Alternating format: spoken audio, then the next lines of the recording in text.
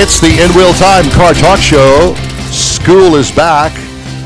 You and your kids still undecided? We talk car education. We do the British drive on the wrong side. Why do the British drive on the wrong side of the road? Why? Why is that? I have no idea. Well, we're going to tell you, Conrad. Strap it on. You know, and it'd sit be back. different if they left the steering wheel on the other side, and then you're furthest away. But not only do they drive on the wrong side, they move the steering wheel, so in a head-on collision, both steering wheels hit each other. We're going to get all that straightened out this morning. That ought to be fun because Jeff's going to try to delve into Inform that. us. Later, we're going to find out about the GM Student Corporation. Did you know Core. that? Oh, wow. Core. Oh, Core. Yes, that's Core. right. It's still spelled Core. CORPS. Corpse? Core. Student Core. Pretty cool program GM's running. Been running it now for 10 years. And we'll have actually a friend of mine and former boss, Larry Heiss, will come on. He's kind of one of the lead he the one that guys. fired you? Whoa, you got friends? No, he wasn't the one that fired me. That'd be a great question. No, he was not the one who fired me. Can I ask him that question? Oh, sure. Okay, good. Because he'd probably say yes and take credit for Same it. guy fired him. Plus, we're also going to have the stories making automotive news headlines this week, along with Conrad's Car Clinic.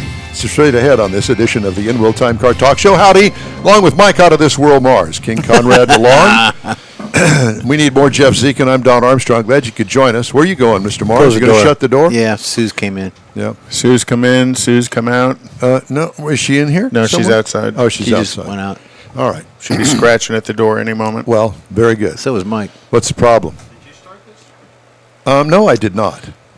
But I thank you for telling me because I wasn't. So this one we can blame on Mars, but it's actually Don's fault. No, it's not.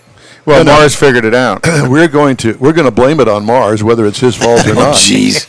I've got everything else. I know. Well, go over there and sit down. Well, It's, golly. it's working now. Golly, I'm no. sorry, I forgot. I was Preoccupied.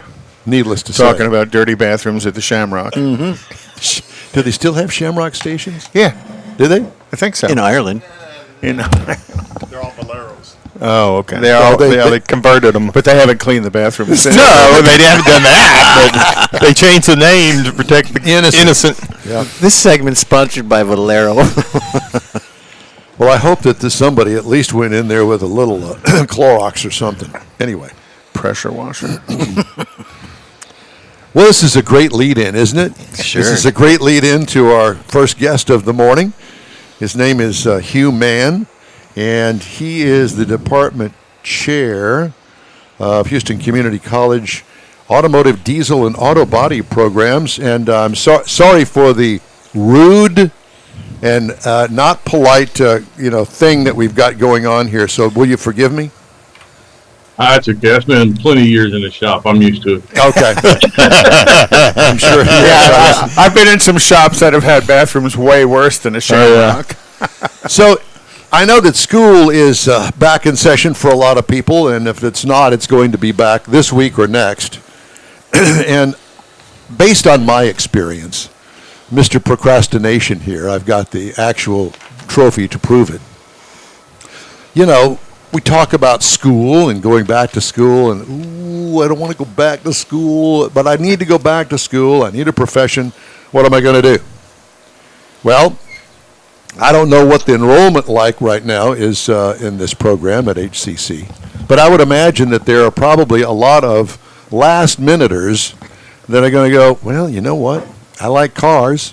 I like working on cars. I like trucks. I like trucks, SUVs. I like all of it. Huge demand in the industry for their students. Yeah. Because there's such a lack of skilled technicians, whether it's at the body shop level, at the automotive technician level, or at the fleet diesel truck level.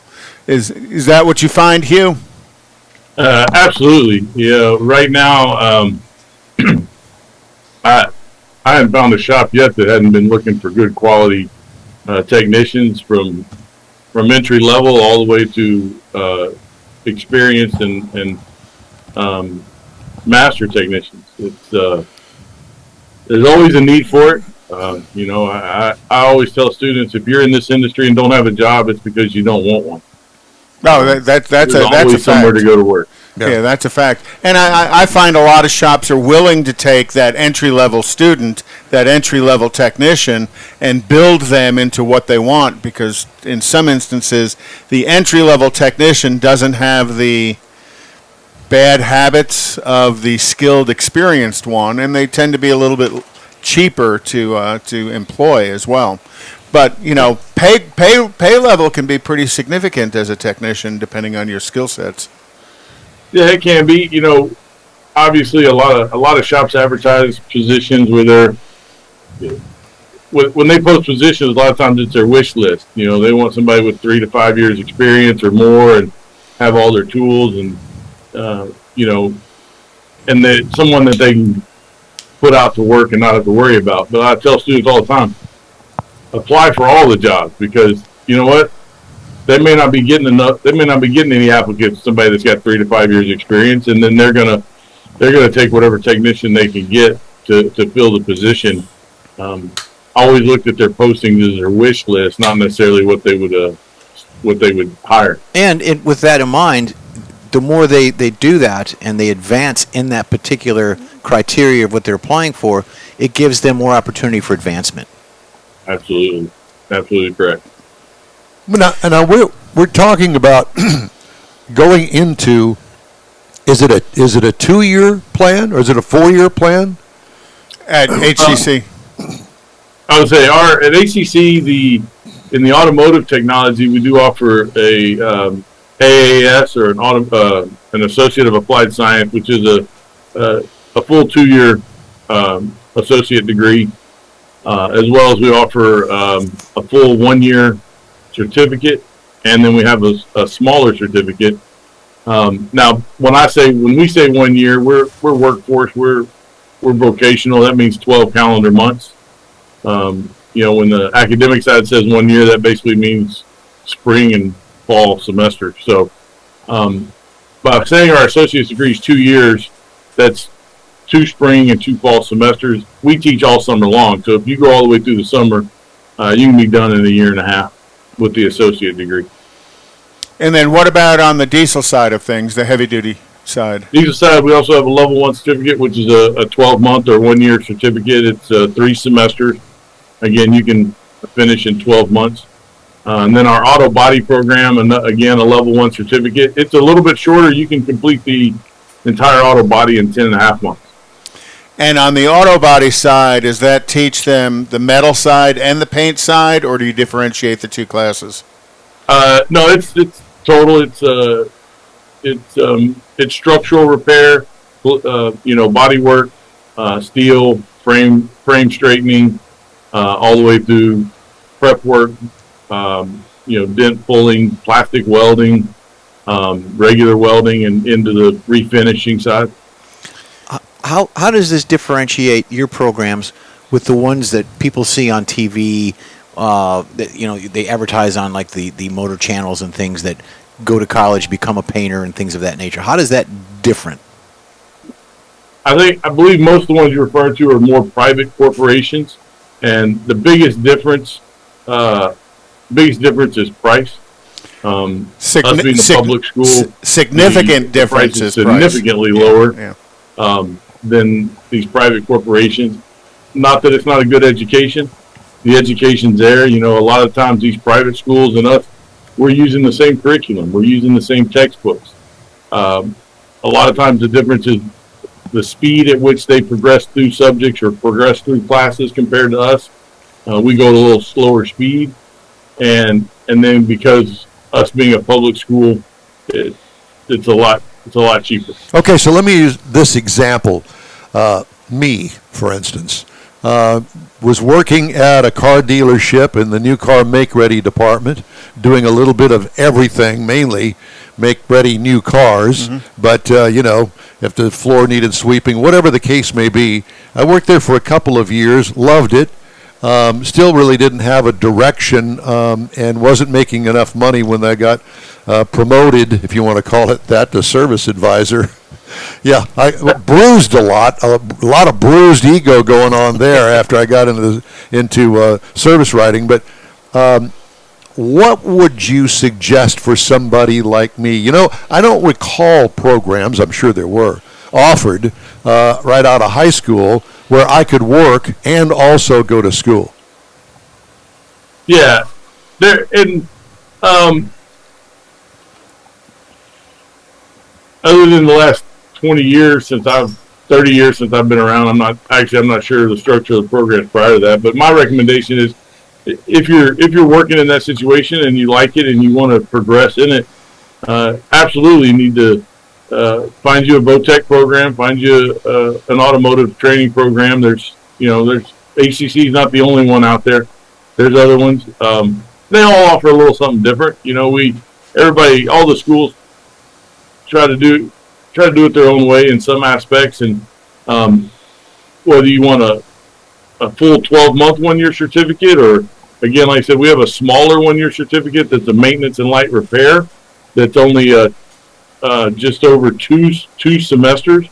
So it's basically you can finish it in about 9 months. And it's just the only difference in that one and the other one is it doesn't go into some of the more advanced. It doesn't go into transmissions and Electrical diagnostics and stuff. It is purely a maintenance tech. Right, correct. More maintenance, light repair, brakes, suspension. But any of those you can go to. If you've already been in a dealership, you've already figured out a way around the shop, or how the industry works to some extent from a lower level. It's just going to help you progress a little faster. It's going to help you retain the information faster and easier. The biggest difference I see in students is students who come in who their dad worked on cars in the driveway, or their uncle or dad had a shop and they've been hanging around, raised that way, around it a little bit, versus kids who've never been around it at all. You know, the ones who've already got a little touch of, a little taste of it, they tend to catch on a little quicker, advance a little faster. But anybody can do it. Anybody can learn it if the will is there. Do you have a high percentage of placement once they graduate? Absolutely. You know, we tend to say we have 100% placement for graduates, and that's because the capstone or the final course they have to take is a co-op course where they're working in the industry. They're required to have a job in the industry in order to take that last course, which is a full semester, 16-week course. And then obviously once they're done, they graduate. Sometimes it's difficult to stay with them to see if they stay in the industry or if they move on. Now, students who don't graduate, they may be working out there in the industry, and they may not. As far as placement opportunities, again, they're unbelievable. We have employers calling us every day. Because it's such a high demand job, whether it's an automotive tech, a diesel, heavy duty diesel tech, or a body shop guy. There are, every shop virtually is looking for a technician at some level. Everybody would like to have that fully certified A tech, but those are few and far between, and they're going to pay dearly for them. And I know some of your graduates that have come through your program that are still here in Houston have reached some pretty upper levels of management. I believe it's Helfman, CDJR there at I-10 and Beltway 8. Their shop foreman or service manager actually come out of the HCC program. 610, isn't it? 610, yeah. 610. It's not just a matter of turning wrenches, because once you get into the shop, you get options of what direction you want to go. Don was talking about being a service advisor, being a technician. As you skill up as a technician, the opportunity to be a shop foreman and stuff. Well, that brings to mind, but not only the hands-on, the mechanical and electrical and the body work of it. Are there courses to get into the management side, the F&I side? Well, F&I is over in sales department.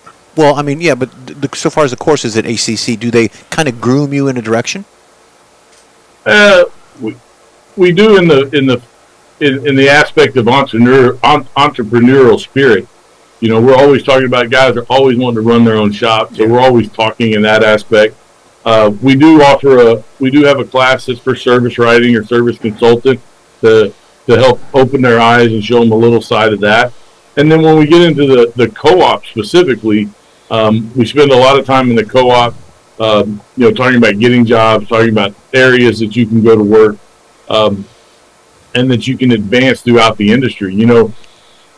I tell my students all the time, you get into turning a wrench or becoming a technician, you may not want to do it forever. You like it now. As you get 10, 15 years down the road, it may not be quite as appealing to you. There's other areas to go. There is the service writing, there's service management. There goes into guys go into parts and become parts managers. Again, they run their own shop. Or you can even go into the training aspect, go into the training department within the company you work for. And sooner or later, somebody's got to teach the young kids. We're always needing instructors. I can't keep enough instructors most of the time. And when I need one, you can't get an instructor to come out of the field because there's too much business and too much money to be made out in the field working in these shops. So there's always places to go. A lot of guys continue on with a bachelor's degree once they start working in a shop and move up. The head guy at Love's Truck Centers started as a technician. The head president of Love's Truck started as a mechanic and worked his way all the way up through the company to run the company. So, the stories out there like that are endless. There's always places to go. Well, the other thing that I wanted to bring up is the fact that, once you immerse yourself into an education, and you may have a 1 or 2 year degree, if you're inclined to maybe work in the racing field, I knew several guys that came in on the bottom level of an NHRA top fuel team as parts washers, and he was just as important as the other guy. Somebody had to fill that position. And these guys typically move their way up through the ranks on a top fuel dragster team, of which there are somewhere between, a dozen of them, basically around a dozen guys that work on a top fuel dragster team. And so if you're inclined to travel a lot and work your butt off, on something like that for low pay. But you get to see the world in every Motel 6 in America. I mean, it's that's out there for you too. Sounds like in-wheel time progress. It does sound like in-wheel time progress. How many campuses do you have teaching this course? We have 2 campuses. Our primary or main location is at Airline and 45, what we are called our Automotive Technology Training Center, and we offer all 3 programs at that location, full programs, automotive, heavy vehicle, diesel, industrial, and the auto-body collision. And then our second location is our North Forest location. It's on the corner of West Little York and Homestead. It's a nice location. It's brand new, 15 bays, all brand new equipment, tire machines, alignment machines. It's all air-conditioned shop over there. That one we're still growing and expanding at that location and filling it up, but it's our second location. We don't have enough room there to teach the entire automotive program. Of course, we don't hold the auto body or the heavy vehicle diesel over there, but the automotive program just is over there, and it's expanding at that location. So there's no age requirement. You could be 18, 19 years old, or you could be a little older. 80. Men and women. This is just there's this open, correct? Oh, absolutely. I think 17 or 18 is the minimum, or high school level, and they go anywhere from there. I mean, I've had students. I had a student that was a biology teacher from San Jack, and he bought a sailboat, so he wanted to learn how to work on the diesel engine that was his backup in his sailboat. So we have all kinds of students. Age-wise, background, demographics, and another area that I personally have tried to focus on since I've been in this position, and that is partnering with the high schools and the public schools and offering dual credit opportunities for students while they're in high school. So while they're going through their automotive program in high school, they're getting college credit. So when they come to us after high school, they don't have to take the whole 1 year program. They've already got part of it out of the way, much like what they do with English and math and college level academic classes. We're doing the same thing with the automotive program that helps students get in and out faster so they can get out in the real world and start making a living. And some of the high school programs are pretty in depth as well. So it's good that you're taking that feed from them. So There's some out there that are 2-year, start as a junior. Some of them go in as a sophomore. 3-year high school program. Cool. Well, one last question before we let you go, and that is, how's the football team doing? Ours isn't very good that I'm aware of. I just thought I'd throw that out there. I mean, Football season, yeah. Alabama's coming to play Texas. I just figured HCC's probably got a foot in the door there somewhere. I don't think they have a sports team. I just thought I'd throw it out there and ended it kind of on a light note. Hugh, it's great to talk to you. Thank you so much for joining us Very today. much so. Thank y'all for having me. I appreciate it, guys. Yep. You bet. Take care. All You right. too. Cool. And I've posted their website on our social You media. didn't find as that well. funny, did you? I wasn't too sure where you were going with that. It was hilarious, Don. We laugh at you all the time. Yes. I know that. Yeah. What did Don do this week? Okay. Time now for the in-wheel time racing calendar. Well, NHRA next weekend, is the big go at Indy, the U.S. Nationals. And then after that, the 15th through the 18th of September is Maple Grove Raceway. And then the 23rd through the 25th is ZMAX Dragway. NASCAR, what'd you think of the finish last weekend at Watkins I Glen? didn't watch it. I didn't either. So Hendrick teammates, Larson and Elliott are going, it's like 2 or 3 laps left, are restarting, and Larson just absolutely pushed Elliott out of the way. They're both on Hendrick and pushed Elliott out of the way. He kind of locked up a front brake, but kind of pushed Elliott out, and he ended up winning the race. And at the end of the race, when they're interviewing him, I didn't mean to do that. You're Horse right. hockey. And Elliott was extremely graceful in saying, "Congratulations to my teammate You that won dummy." the race." I can't imagine he was happy, but it was kind of a weird ending to the race. Well, there was So a this report week- that Hendrick kind of calmed the waves down after. That's the part I heard. Well, he had a conversation before Don't do it Elliott again. went So and what's talked. going on with Kyle Busch? He's all over the news. Has he He- gotten fired or something? He has not been rehired by Joe Gibbs Racing, Well, that's which is good. mind-boggling. He Why? actually Because he's a great driver. He's an ass. he stated still that a great driver. He stated he was talking to other teams openly, and they said, "No, you're not. You're not supposed to do that." With a contract coming up or due to be re-signed, they said, "Well, you just kind of phased yourself out of it." It's not only just racing. There's a thing called marketing and PR, and if you're the most hated guy on the circuit, that doesn't bode well necessarily for the team that you're racing for. when M&M's pulled out. Earnhardt was racing, he was quite hated by a lot of people. Not by me. No, but by a lot of people. A lot of man in people black. love Kyle Busch, but M&M's pulled out. They're no longer sponsor for him. Really? Yeah. Well, there's a reason There's to a let good him go. reason. Millions of dollars. so tonight is Daytona, the night race for NASCAR. it didn't start running last night on the Xfinity until like 10 o'clock I last know night. it was late. And then Darlington is next weekend, and the weekend after that is Kansas. Formula One is back, Jeff. Not going to watch The it. Belgian Grand Prix at They're always in Spa, Belgium. which is that is one of the iconic tracks with En Rouge, that downhill right-hand turn. They kind of lift at the top and make a left-hand turn. He's Italian. It is one of the iconic turns in all of racing. Yeah. It's pretty awesome. Well, I'm going to have some Belgian donuts then.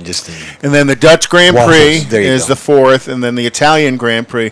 Hey, what's the matter, you? Is the 11th of. They teach an auto class there. What's What's the matter, you? IMSA this weekend is at Virginia International Raceway, and then IndyCar is at Portland next weekend, Laguna Seca on the 11th. Great. Well, we have a very special kind of story coming up here. Jeffrey's going to do it. And the question is, why do the British drive on the wrong side of the road? Why is that? Because they Well, can. Yeah. Well, according to the BBC America, originally everyone traveled on the left side of the road, but their mode of transportation now think of 4 legs instead of 4 wheels. Medieval swordsmen on horseback actually rode on the left side to keep their right hand closer to their opponent because of their sword. Because they were right-handed. They were right-handed, but 15% of the knights back then were left-handed, so they just had to make do and adapt. Mounting and dismounting was also easier They from were the more left side of the artistic. left side of the horse. Safer on that side than to be getting out in the center of the road. So perhaps the question would be, why do people stop traveling on the left? Things changed in the 1700s when large wagons pulled by several pairs of horses, the driver would sit on the last horse on the left side of the rear. So this made it easier for the person on the horse or the swordsman to whip the horses into going faster or slower. Oh, they're not allowed to do that anymore, are they? No. So they sat on the left rear side of the horse. Since he was sitting on the left, it opened up opportunities to be passed on the left and to keep the right side of the road open. The British government refused to give up their driving ways and in 1773 introduced the General Highways Act, which encouraged driving on the left. This was later... It wasn't mandatory, it was just encouraged. But they passed the Highway Act of 1835 in Britain. Ooh. So that means you had to do it. Meanwhile, post-revolution France, under their left-handed ruler, who? Napoleon Bonaparte. Embraced a permanent move to the right side of the road. I've known several Bonapartes. And they're all short guys. Yeah, with their hands in their pants. Like somebody else we know. Amidst all the driving confusion, the British and the French were yielding their power across the globe as part of the rapid colonization. They insisted that countries they occupied drove on the same side of the road as them. Hence, the British Commonwealth is all left-hand driving Yep, you're there. countries. This explains why the former British colonies, such as Australia, New Zealand, India, used right-hand drive cars, while former French colonies like Algeria, Ivory Coast, Senegal still drove on the left. Here comes the kicker. Henry Ford, we all know him. Hank. Yeah, Hank, baby.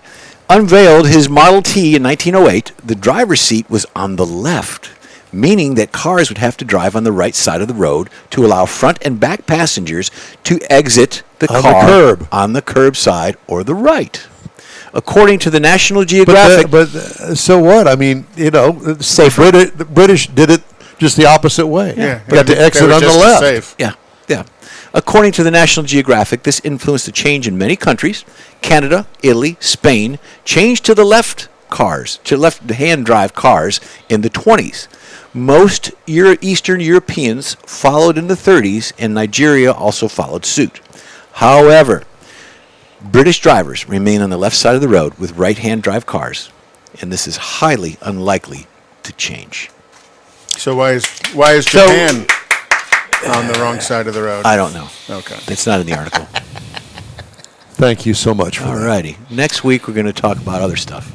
I'm sure we will. A reminder that the In Wheel Time Car Show streams on the iHeart app, Facebook, YouTube, and InWheelTime.com. Podcasts available from your favorite podcast channel. The In Wheel Time Car Talk Show continues right after this. Get out the permanent marker and write on your wall calendar the next Tailpipes and Tacos Cruise-In, Saturday, September 17th, 2022. It's the fall edition of Tailpipes and Tacos at the Lupi Tortilla in Katy, 8 to 11 a.m. It's the only place cruisers compete for Lupi's Chili Pepper trophies and other prizes. There's no charge to enter your vehicle for Best Hot Rod, Best Classic, or Best Modern Classic. Tailpipes and Tacos is Houston's coolest and most unique cruise-in and is your opportunity to see the best hot rod, show cars, classics, and resto mods, and get Lupi Tortilla breakfast tacos with adult beverages. There's no entry fee, and cars will automatically compete for those much sought-after custom Lupi trophies and other prizes. It happens at the Lupi Tortilla Tex-Mex in Katy on the Grand Parkway at Kingsland Boulevard, just south of I-10. It's Tailpipes and Tacos Fall Edition, Saturday, September 17th. The In Wheel Time Car Talk Show will be there too. Celebrate the beginning of fall and the return of the Tailpipes and Tacos Cruise-In, Saturday morning, September 17th, 8 to 11 a.m. We'll see you then, weather permitting. Want to take a minute to tell you about Gulf Coast Auto Shield, a Houston detail company like no other. Gulf Coast Auto Shield offers paint correction services that'll give your car, truck, or SUV a like-new shine. Afterwards, you'll want to protect it with a professionally installed nano-ceramic coating or protection film. Worried about your very expensive windshield getting damaged, broken, or cracked? Let Gulf Coast Auto Shield install ExoShield, a windshield protection film. Give John Gray a call today or check out their website, gcautoshield.com. Hey, whether you own a new, ultra-expensive, exotic, or a 5-year-old Suburban, Gulf Coast Auto Shield will help keep your investment looking like the day it rolled off the assembly line. Gulf Coast Auto Shield is conveniently located on the South Sam Houston Parkway, just south of I-69, the Southwest Freeway. Meet the staff and check out all of their services online right now at gcautoshield.com.